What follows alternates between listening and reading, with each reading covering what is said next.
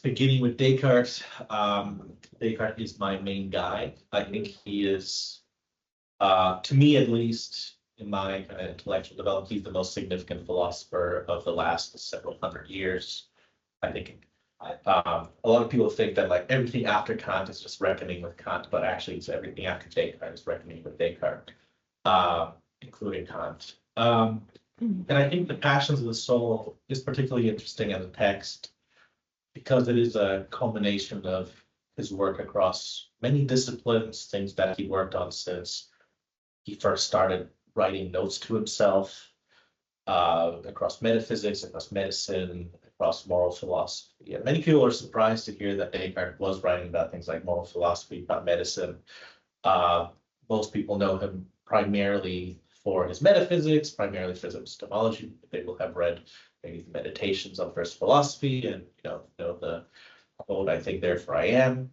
But he was really a polymath, and he was first famous as a mathematician, kind of in his very early life. He was also developing a quick reputation as a physician.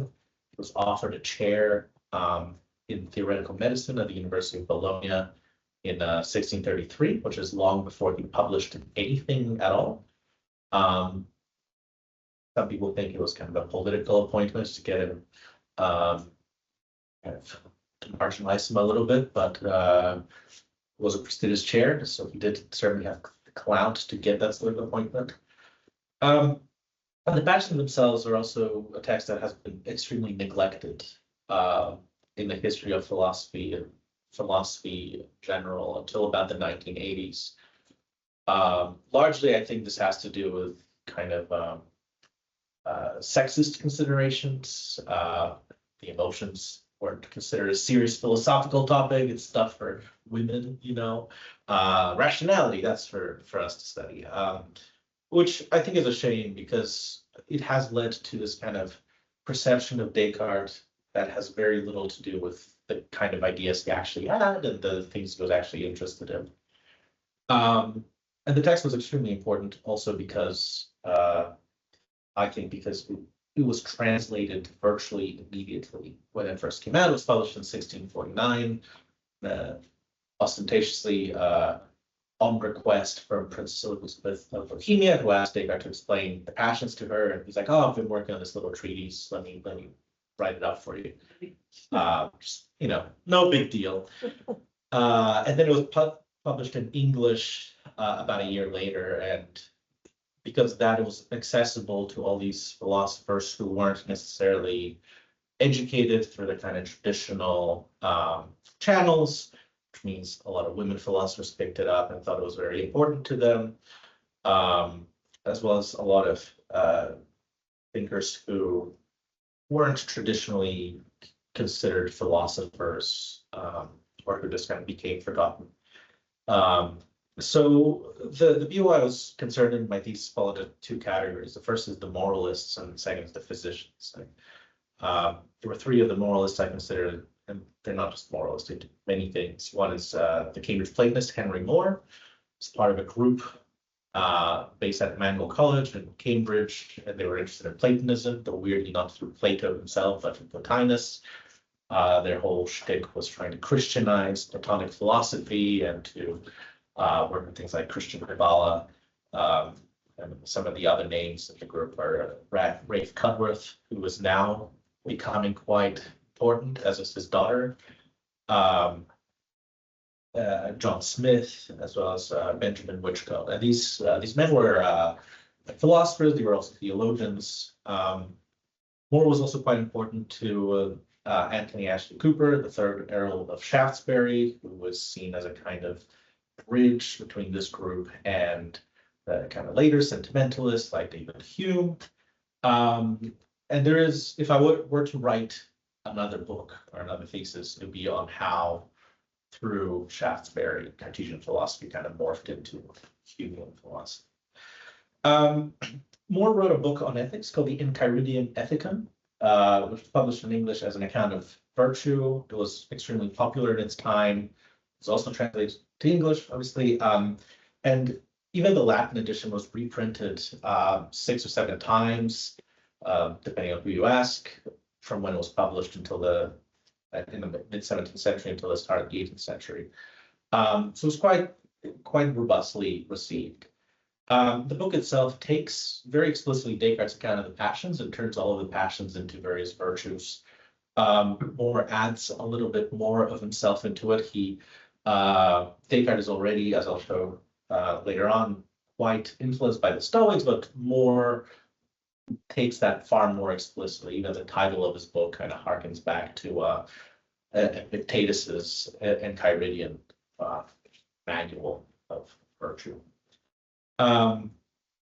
It's also interesting to me because just kind of there's a very explicit connection between Descartes and More. They corresponded, and Descartes himself told More to read the Passions, which More did in the Luxembourg Gardens in Paris with Lord Conway. Something that I'd also done myself because of this anecdote, just to see if the vibe of the gardens would give me something extra. And frankly, it did. It was quite cold. I was hungry. I did read the book. It was like my 5th or 6th reading of it, and I don't know. Maybe it helped, but I don't know. It felt like fun to do that sort of thing.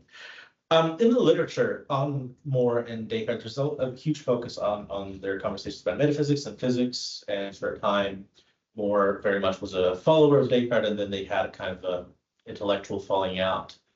And the kind of standard story is that More just kind of went off Descartes. But what I show is that actually he was still very much reading Descartes and taking him seriously, as we see from his interaction with the passions. And More's big contribution here is what he called the boniform faculty, which is a kind of sense that we have for goodness, and which allows us to quite literally taste and experience the pleasures that come from being virtuous. And it's kind of a transformation of some of the Cartesian passions.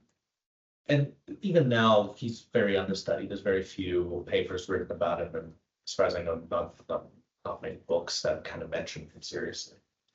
The next figure was a theologian, John Norris, who sometimes is called the English Malebranche, because he was really influential in popularizing the French Cartesian, Nicolas Malebranche, in England. And it's really hard to study Norris on his own. A lot of his ideas are kind of taken from Malebranche, so I very much treated them together. And he's interesting because he takes the Cartesian method of judgment as the method for training the passions, but he and Malebranche really shift the focus away from management of the passions for the sake of, I think, tranquility and ordering your body, but rather they shifted towards cultivating a love of God, which they thought would kind of make us worthy of experiencing the grace of God, which is how we become happy. You can't just like make yourself happy. God has to shine his light on. And Norris was, I think, particularly interested in using this method of judgment to regulate our emotions. But it all really came down to this idea that we have to cultivate the love of God, and we should be, if our judgments don't amount to us kind of loving God a little bit more, we're doing it wrong. And the last of the kind of moral philosophers, although she's not really a moral philosopher, she's much more a political thinker, is the early feminist Mary Astell. And I think she's quite literally my favorite person besides Descartes in my entire research, and I'm still writing on her. So Astell's huge contribution, I think, to philosophy is that she took Descartes' metaphysics of the self, this idea that the mind is disembodied on its own, it's its own substance, non-extended, doesn't have any attributes, and from that she builds first a feminist critique of women's place in society, and then she uses the Cartesian theory of the passions to propose a solution to that. Those of you who might know Andrew Benjamin, who supervised my master's, might have heard him say that if you're not doing metaphysics, you're not doing philosophy. So I still heard that through the century, but she's like, well, I'm still going to do politics, but on the basis of metaphysics. And it's brilliant. Her most important text is called A Serious Proposal to the Ladies, and it's so worth reading. So is it a serious proposal to the lady? To the ladies. I think the full title is A Serious Proposal to the Ladies by a Lover of Her Sex. It's a really nice edition by Broadview Press. It'll cost like $20 on Amazon. It's worth it. So Astell's first argument is that because the mind is non-extended substance, there's no difference between the minds of men and women. So therefore, at least at the beginning, we are truly equal. You can't tell the mind of a man from the mind of a woman. So then she, from there, deduces that, well, the difference must then be in how our bodies are treated or how we're treated in the realm where our minds interact, which is as embodied beings out in the world. She has these beautiful passages about, like men will say things like, oh, women are stupid or ignorant or not funny. And it's like, well, but they're deprived of education and kind of like relegated to these kind of minor roles in society. So yeah, of course they're like that.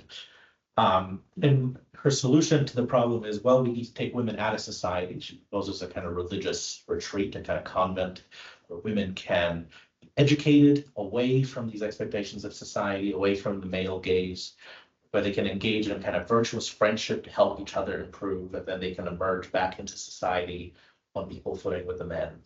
I think it's a really fascinating argument. And later in her own life, Astell ends up in a convent as well, which I guess she was thinking about this in her whole life.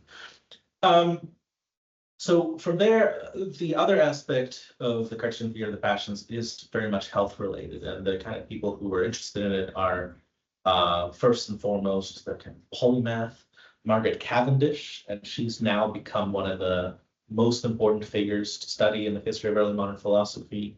In her time, she published in every mainstream genre of writing. She wrote poems, plays. She wrote the first ever science fiction novel. She wrote philosophical treatises. She wrote books of letters where she would write and respond to herself on behalf of the philosophers she wanted to talk to because they wouldn't reply to her letters.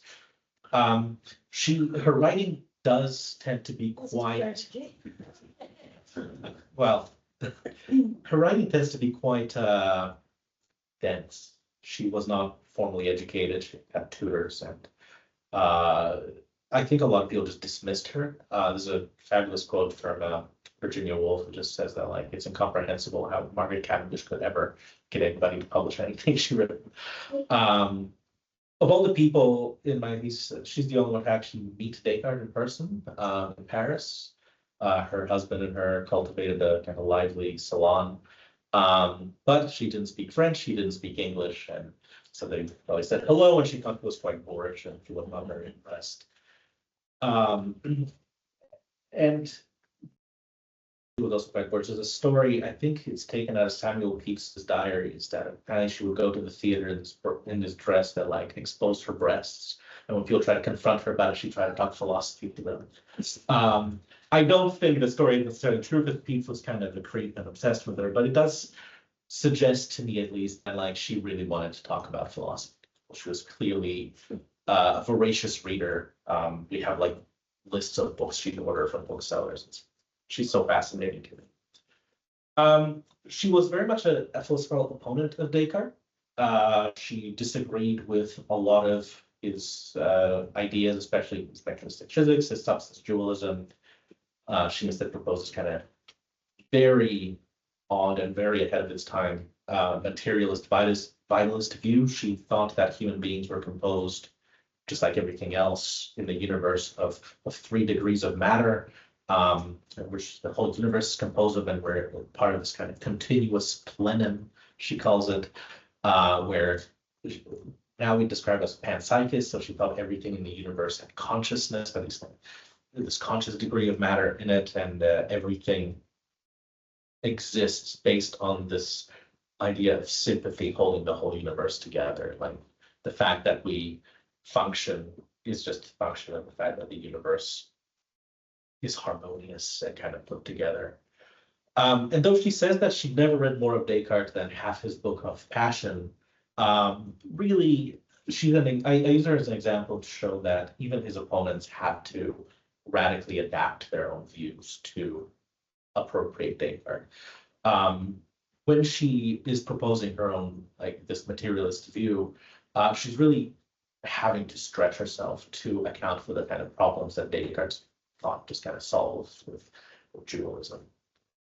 And the last person is Walter Charleton, who was a physician. And I think he's quite interesting also just for the sake of this kind of reading public series, because his own book has quite a complicated publishing history. Nobody for a long time was sure who actually wrote it, or whether he just kind of put some quotes together and slapped his name on the cover. So the book is called The Natural History of the Passions. And it's in many ways kind of an explicit rewriting of the passions of the soul. He definitely takes on a lot of Descartes' aims as well, but he also mixes it in with some other texts, which is part of the reason why I was there's a kind of complicated publishing history. So some people argue that it was a ripoff Thomas Willis's De Anima Brutorum, and in the British Library and U.S. Library of Congress catalogs, it's listed as a copy of Jean-François Senot's De l'Usage des Passions, and others think it's ripping up Thomas Hobbes' theory of the passions. The reason why all these misreadings of this book kind of have emerged is Charleton's philosophical method. He describes himself as an eclectic, which he thought was a way of guarding himself about kind of dogmatically following whatever was popular.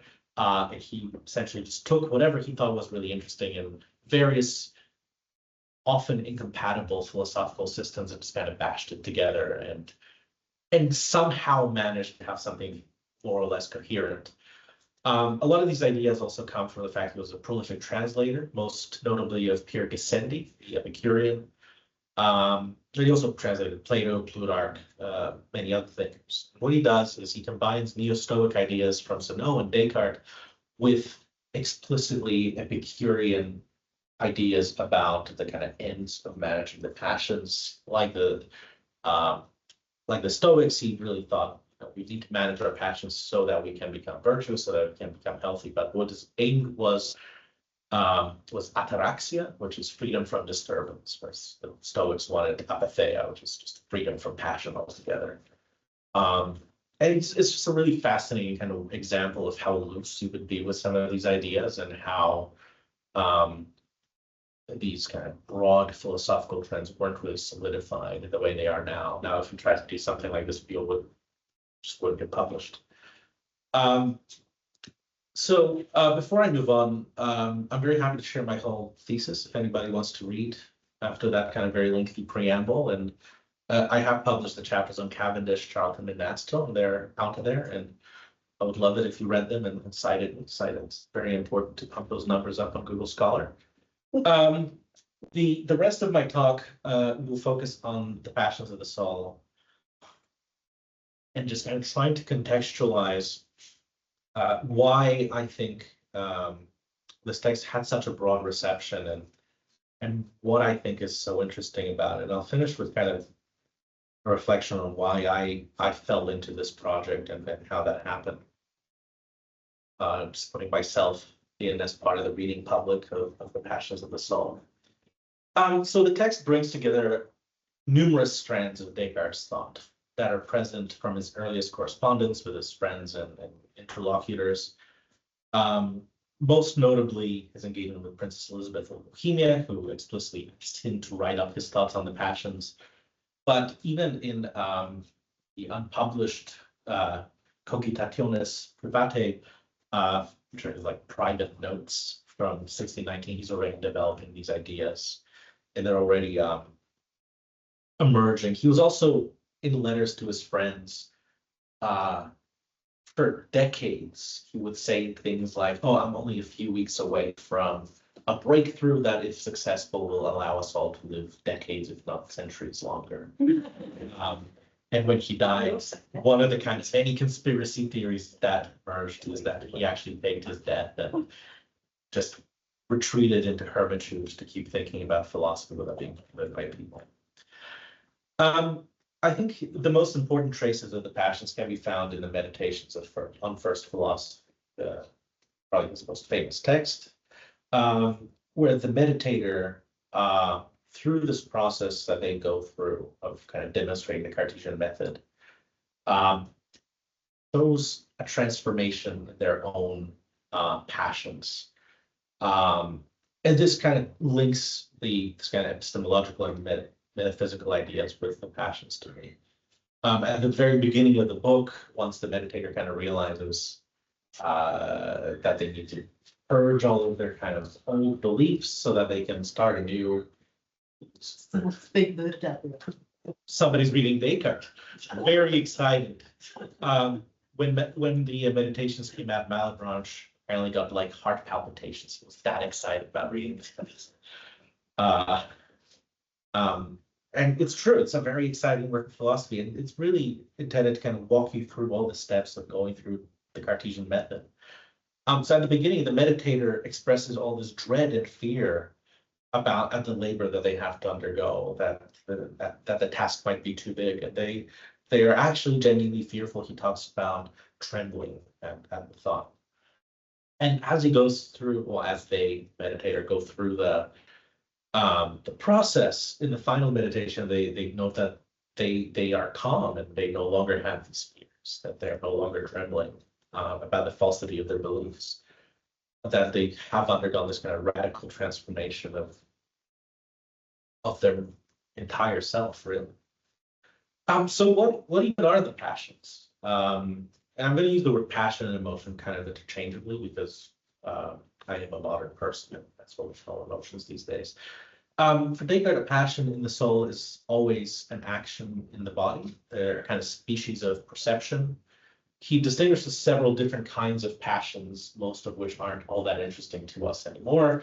Some of them are just pure sensations, things like hunger, right? When we feel hunger, there is a feeling associated with it, but it's very much localized to like our stomach or wherever you feel hungry. But when we're talking about passions of the soul, what we really mean is emotions that are kind of experienced in the mind itself, that don't have a clear location in the body where we feel. They all still have a physiological response and cause, but when you feel, say, fear, you feel it in your mind. You might feel, your hands kind of going numb if you have anxiety or whatever, but that's not where the fear resides. That's just an effect of the fear. The fear is kind of in your head. There's no experience.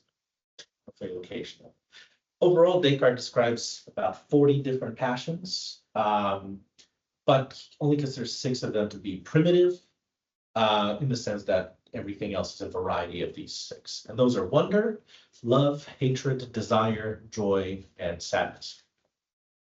Hang on, we gotta go through it again. Yes, okay. Wonder. Wonder. This passion is wonder. Wonder, that's right. And this is kind of related to the way in which we kind of experience the world, and we go through all of them essentially kind of.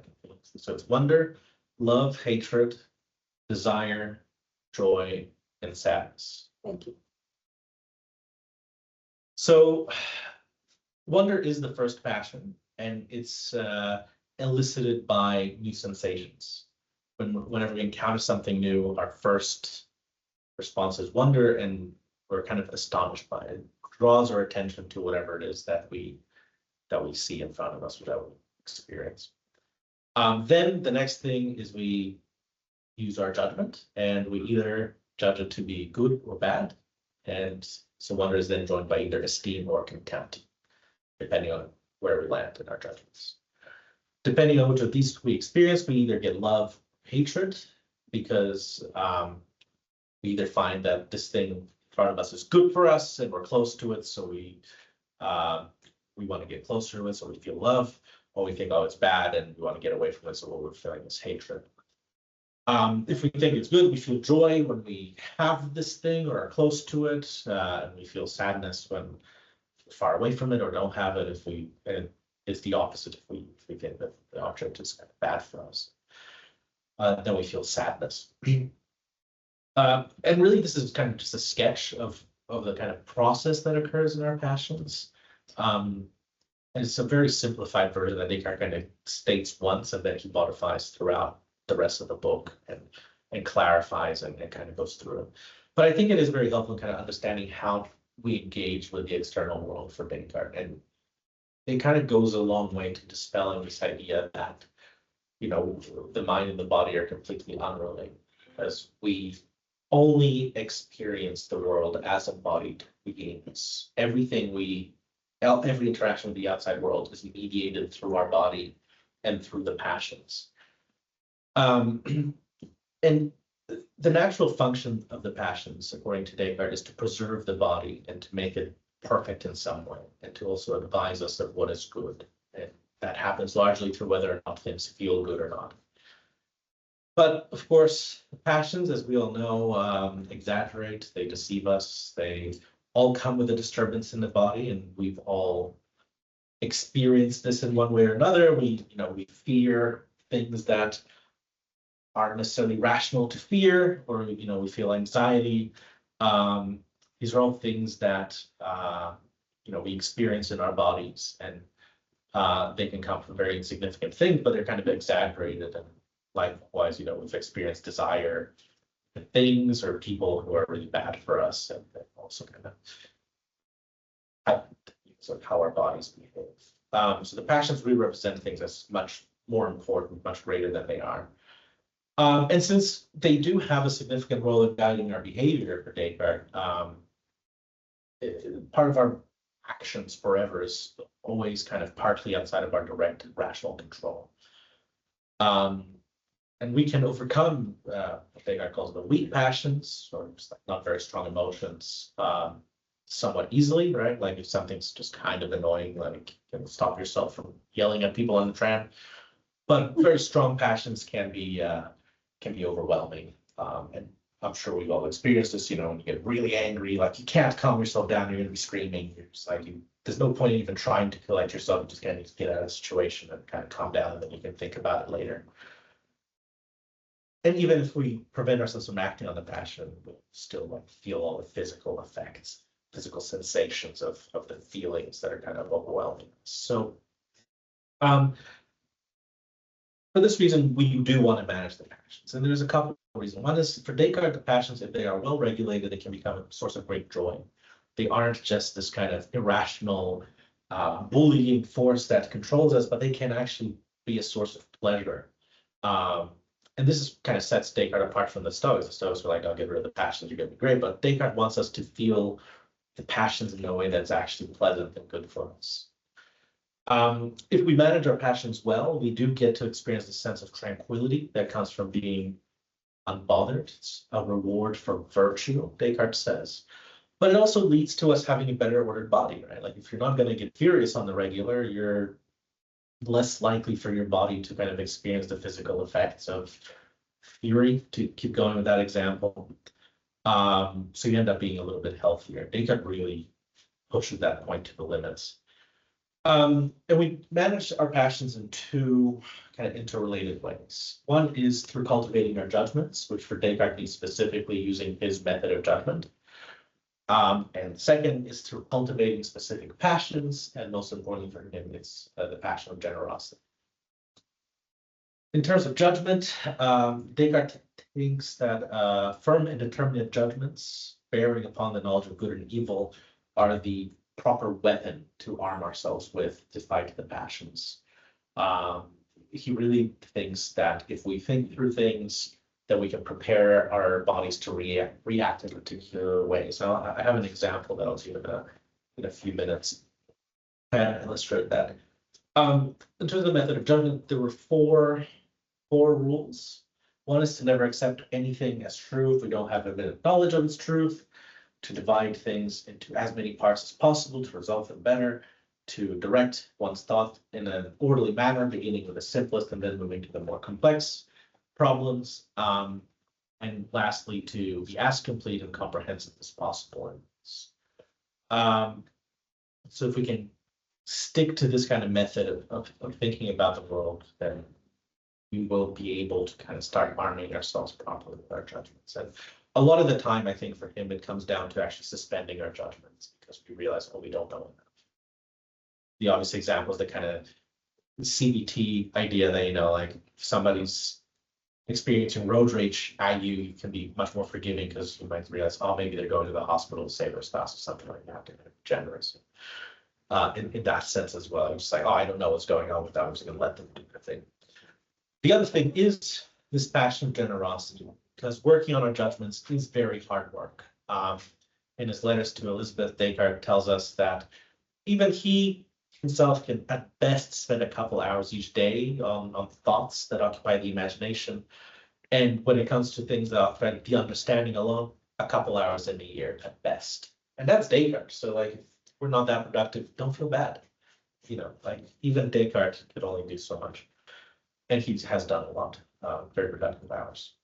But you know, done properly, this work of managing the passions really does take a lifetime.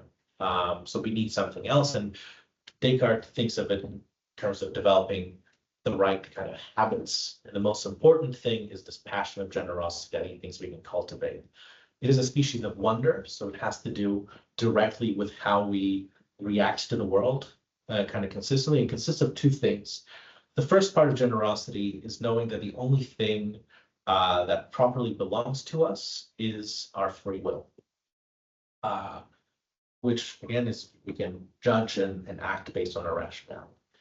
The other part is cultivating a disposition to always use our will in the best possible way. It is a passion, so it is an experience in the mind, and it's a habit, and we can put ourselves into a disposition to react to the world through the lens of generosity. So a couple examples. The first one is, I think, from Descartes, and really is about, excuse me, I think it's almost kind of an insulting example to us. So Descartes says that we can train ourselves the way we train hunting dogs.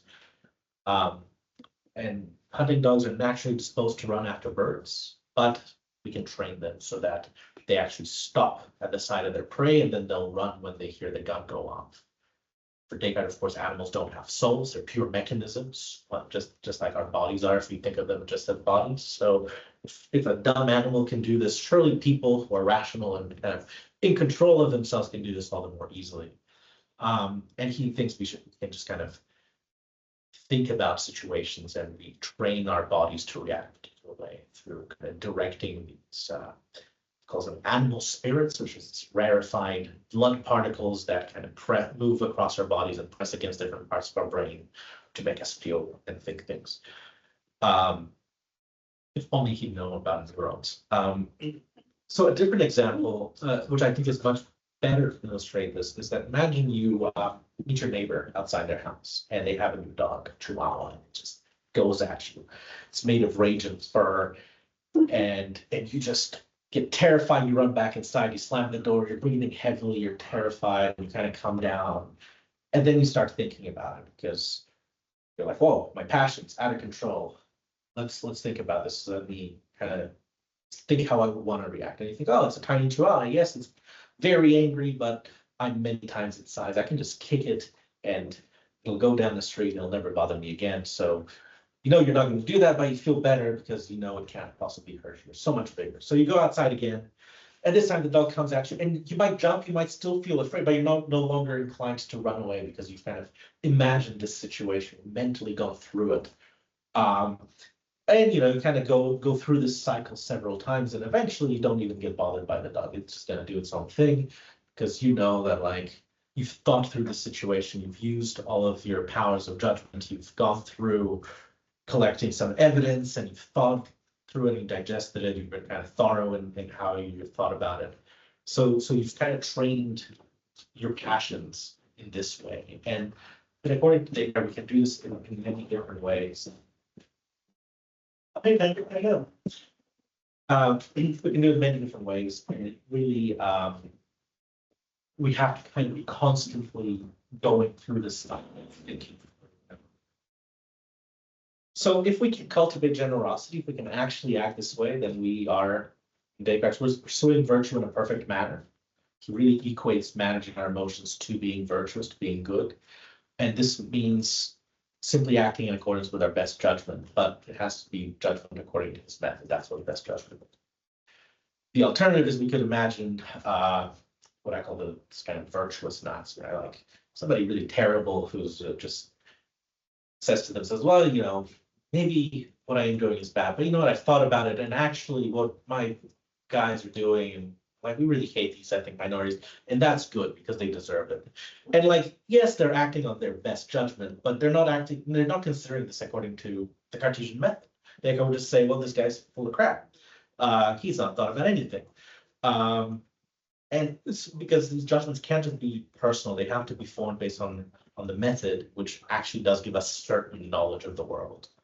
And of course, Descartes is very Christian, the world is good, God will not be down with that sort of thing.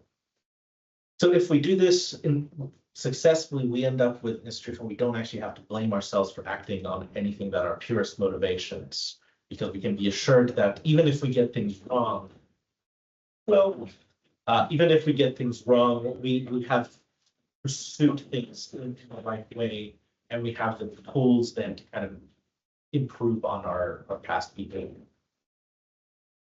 And the method that comes from mastering of passions is also the method for how we become good people. If we act rationally, not emotionally, we are kind of able to behave properly. And if we do act emotionally, then we have the tools to bring ourselves back to an equilibrium, but also our emotions become trained in such a way that they become a source of pleasure to us. It's just like, I don't know, when you're in love and you're kind of secure in it, and you can just kind of revel in the joy of the feeling, as opposed to bringing about all these kind of unpredictable side effects, let's say. The rewards we get for this are tranquility, joy, and I think this is where he really sets himself up apart from the Stoics. Is again, they really want this apathetic state, freedom from all passion, whereas for Descartes, it's really about transforming the passions into something that works for us. And because remember that he does want the passions to kind of guide us toward what is good. This is where more gets the boniform faculty from.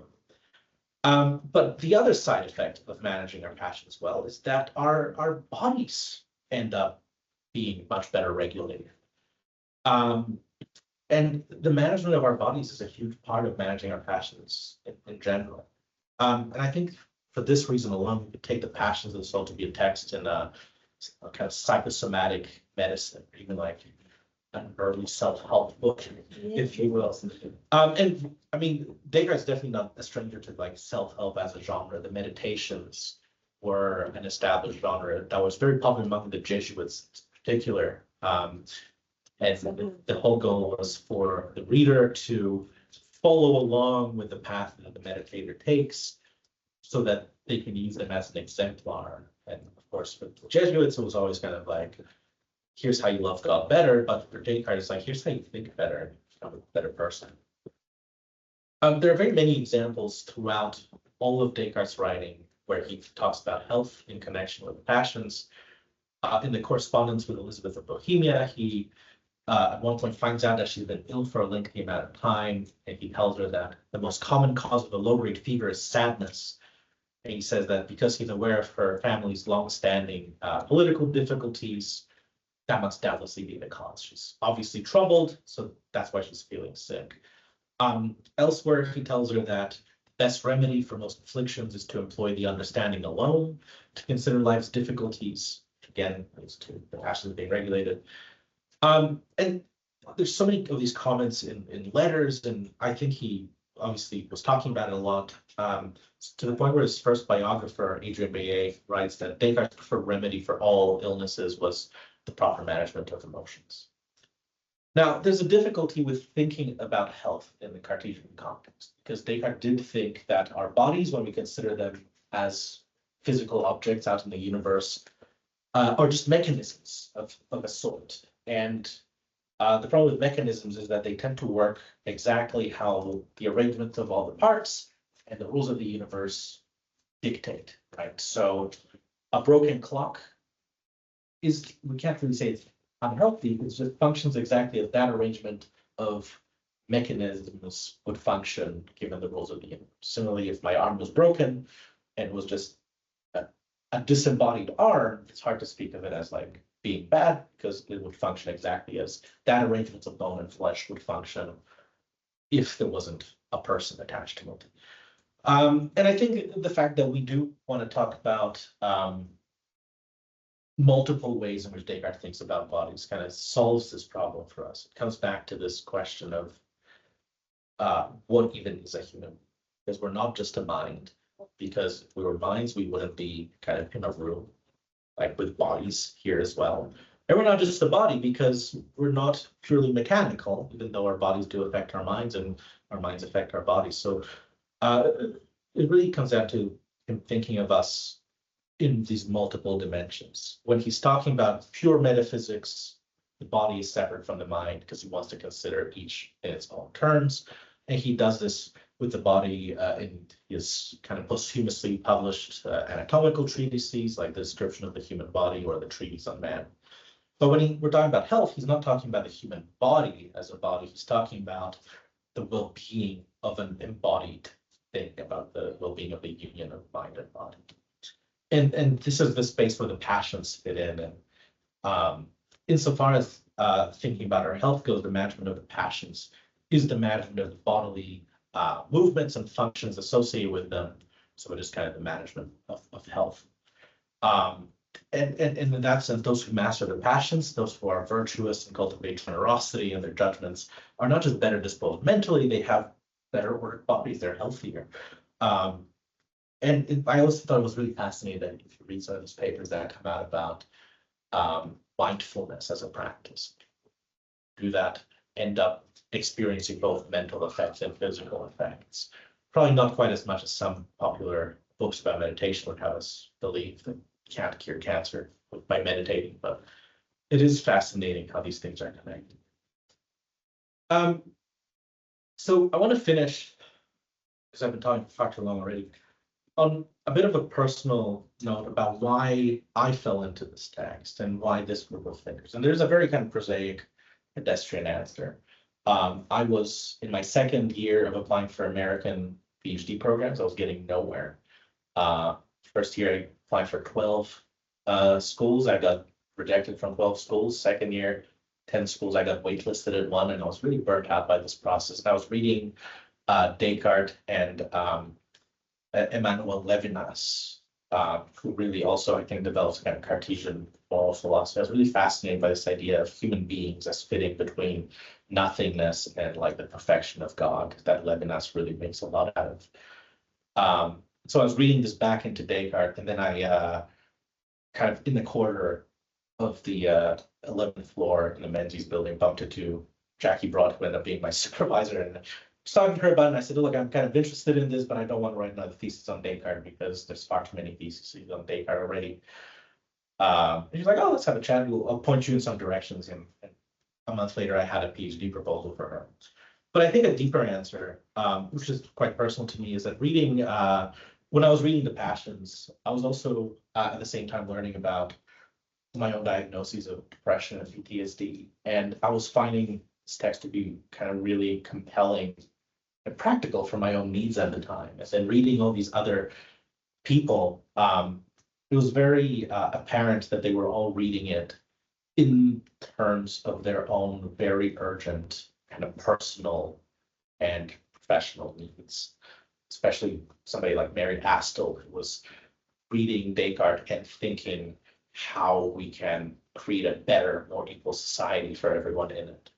And it really made me feel not alone in how I felt about these ideas. And I found it very kind of interesting that these thinkers took the seeds that I found as well and kind of sprouted all these really interesting avenues. I'll leave it here. Thank you.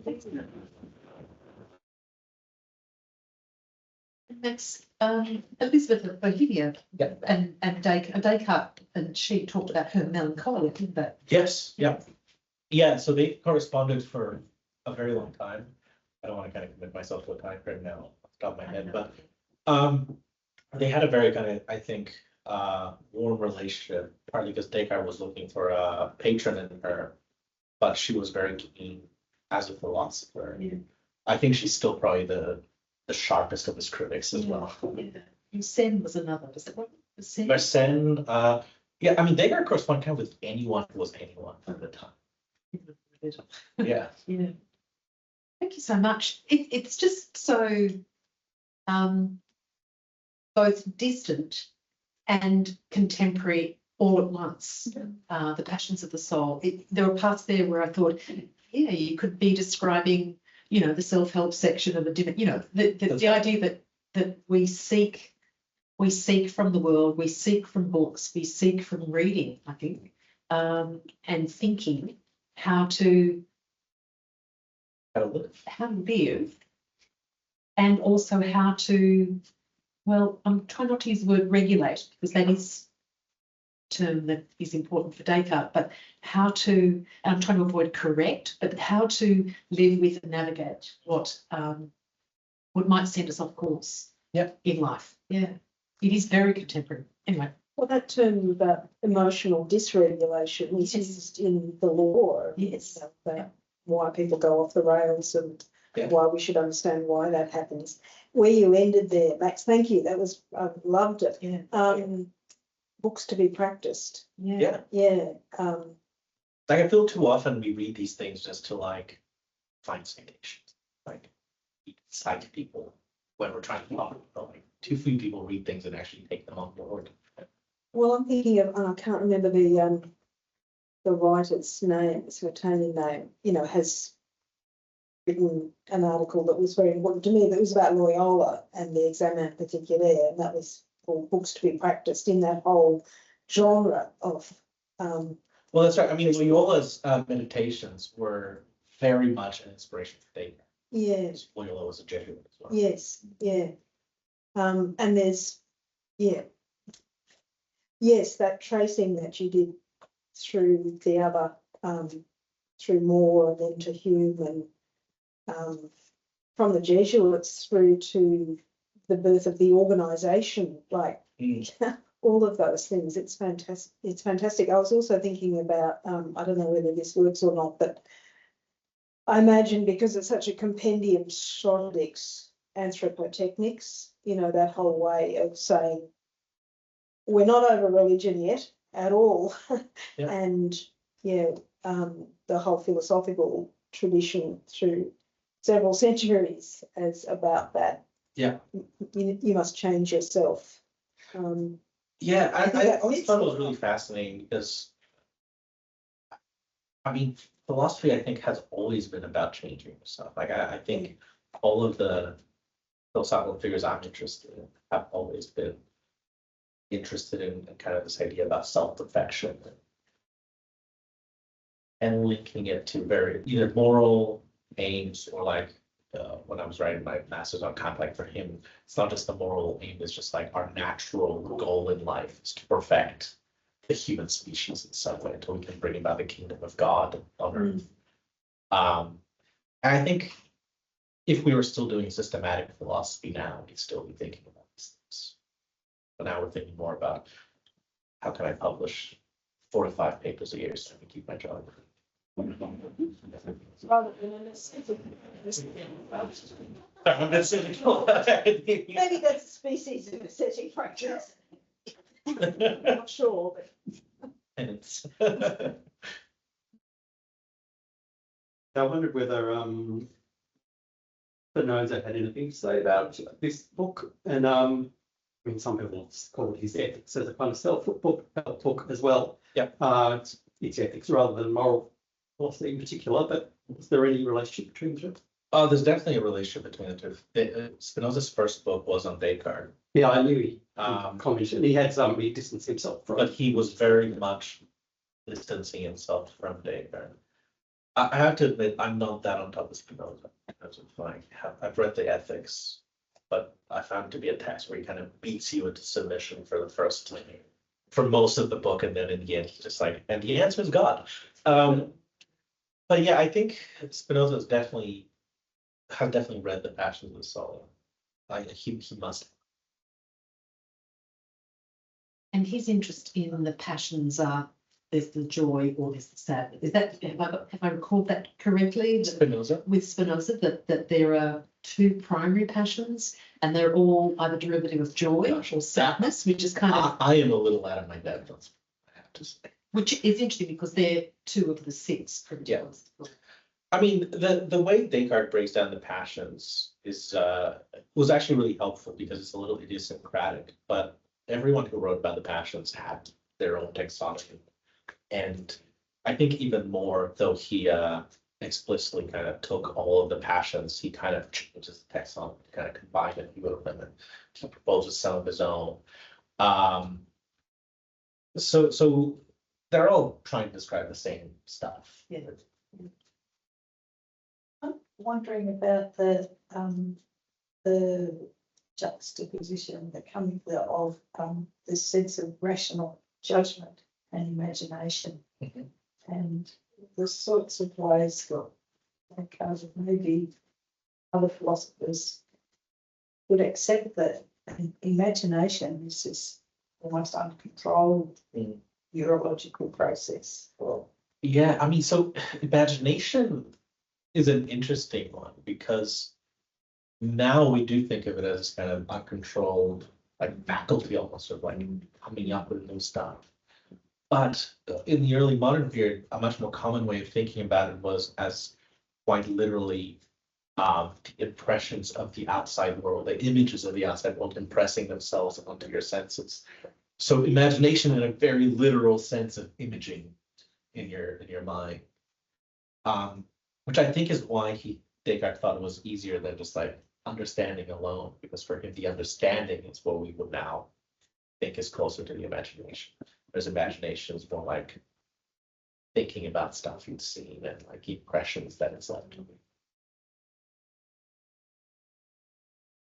Yeah, but much of that thinking is maybe even prior to Descartes, with the parallel path of Eastern philosophies. Yes, similar. Absolutely. What I think is interesting actually about that is the Jesuits have produced the first European translation of Confucius. It's called Confucius Philosophus Naarm, and I think it came out in the 17th century. So Descartes, maybe 18th century. So I'm not sure if Descartes was really familiar with it, but I think there's a lot of kind of understudied influence from Chinese and Indian philosophy in particular. And until about the 18th century, philosophers did commonly think that philosophy came to Greece from India, and not at all that the Greeks invented it. And I think that there were many more overlaps that are just kind of hard to detect because these texts were so rare and so rarely translated. Bit of the West knows best. I mean, there's certainly that especially after Kant, a lot of the history of philosophy was rewritten to show that it was all there to culminate in the master, along with all his terrible prejudices and like ridiculous statements about so many things. Tell us more. Can we Sure. squeeze the lemon a bit more about Mary Astell? Sure. Its proposal for the ladies by something of sex. I've just quickly written down the title. By a lover of her sex. Tell us more biographically, whatever you can about Mary Astell. Biographically, that's hard because I just don't remember. But I think so. Astell, she was a kind of minor nobility. Like she was just a wealthy family. So she was somewhat educated. So she had access to her father's library. That was kind of a key. That's right. Yeah, it's kind of that. And obviously a supportive husband at one point. But so she published the serious proposal to the ladies anonymously. But previously she'd actually corresponded with John Norris philosophically, and they published that also with her being anonymous, I believe. But yeah, I just think she's so fascinating for the way in which she uses Descartes' ideas about metaphysics of the soul to say, and therefore men and women should be equal. Why are they not? Well, because of the way we structure society, the way we deprive women of the very possibilities of developing themselves. Which honestly is so true up to now even. I was watching Mad Men somewhat recently, and one thing that's really apparent as how much all the men in that show hate their wives, like visceral hate going on. And like if you think about it, like it's kind of obvious why, like all their wives are just, they're kind of boring. They stay at home, mind their kids, go to the grocery store. That's all that's going on for them. Like no wonder these men whose lives revolve around business and being clever find them boring, because they just never allow their wives to spread their wings. And I would like to think that that's changing, but I think not nearly enough. Astell is really far ahead of her time. A lot of these arguments are still very pertinent right now. You know, I've even seen Descartes misappropriated to kind of defend transphobic ideas. And I find that so fascinating because Descartes himself just scoff and laugh, as would like feminists like Astell. A person who kind of developed a lot of similar ideas to Astell, kind of parallel to her, is this Frenchman, François Paulin de la Barre, who, and through him, there's actually this long-standing French Cartesian feminist tradition. He's cited in the epigraph of Beauvoir's Second Sex, and he's important to people like Lucia Irigaray and others. And it's fascinating that there's this kind of egalitarian feminist and political philosophy that's come out of it. Sure, there's more reasons and boringness from behind misogyny. Yes, that was a very shallow example. There's plenty of other reasons why men hated their wives, up to and including their like unacknowledged like homosexuality in some cases. But we can do better. This might be a bit tangential, but there's so much about this move in Descartes and in what we're describing here, the passions of the soul, about locating self-regulation of that which is otherwise unregulated in the human rather than relying on a god. Yes, he was a believer. Yes, he was devout and a believer and devout, pious, but he's looking for a rationality for independence from that as well, such that there will be this self-regulation. This might be an unfair kind of question, but how much of that was being received at the time, because this is part of that transition towards a certain kind of broader government, a broader sense of governance. Yeah, I think a social sense of governance. I mean, Descartes was very astute as a political player. I mean, within the there's a letter that's published along with the meditations to the essentially to the church, where he's kind of justifying himself and saying, "Look, just bear with me. I'm actually going to prove the existence of God." And he was a devout Catholic, and even a conspiracy that he was murdered for it. When he was at the court of Queen Christina, she was Protestant, and the courtiers were worried that he would convert her, so they had. Then, of course, Christina abdicates the throne, converts to Catholicism, and moves to Rome to have a harem of lovers, including the Pope. I'm told, which would have been. Back is the flu. Isn't that how we done it? So that's the official story is that he had pneumonia, but apparently in his death certificate, the symptoms listed are those of arsenic. Okay. I've not seen this. Not discard. I just think this is, and there's so many different conspiracies about, like, that apparently there were multiple skulls of Descartes floating around Europe at a time, far more than 10 fingers of Descartes that you could guess. Apparently, the era of relics. That's right. Apparently, the coffin was shorter by a head. So there's all sorts of things like that, but I do think he was a devout Christian, and I think for him, everything he was doing was in this framework of Christianity. Acting on our best judgments, because remember what I read just last night.